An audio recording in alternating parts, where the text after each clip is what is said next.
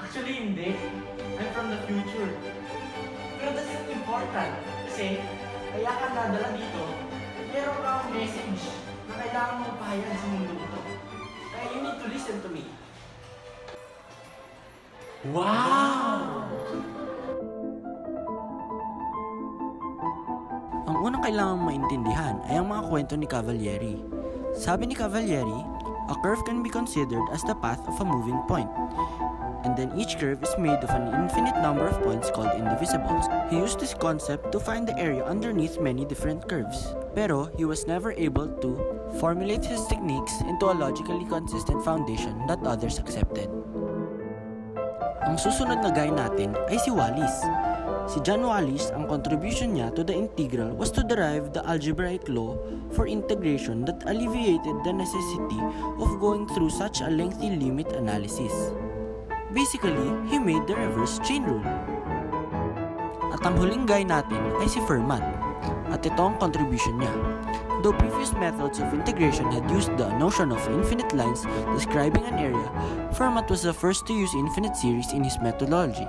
He still used rectangles to approximate the area under a curve, with the difference being his rectangles became smaller and smaller in width. This led to the sum of the areas of the rectangle being a geometric series, though infinite had a sum. So everything comes down to this bad boy. At ipapangalan natin siya sa'yo, the Riemann Sum. For a curve expressed as a function, the area of the curve can be expressed as the sum of the area of the rectangles inside that curve. The area of an individual rectangle is equal to the product of the height, which may be expressed as f of x sub I minus 1, and the base, which may be expressed as delta x. In summary, the summation of those quantities from I equals 1 to I equals n is the area under the curve and is called the Riemann sum. Wow! Ang aming pong natutunan mula sa inyo. Mabuti naman, kasi wala na tayong oras, tama.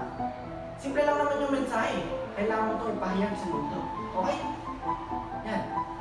Ito. Gaya mo. Lahat kami nanonood sa'yo.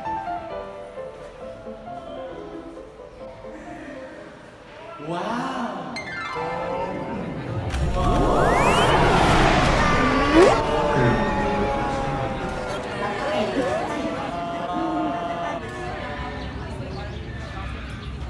I'm sorry. I have to go spread the word of my ancestors.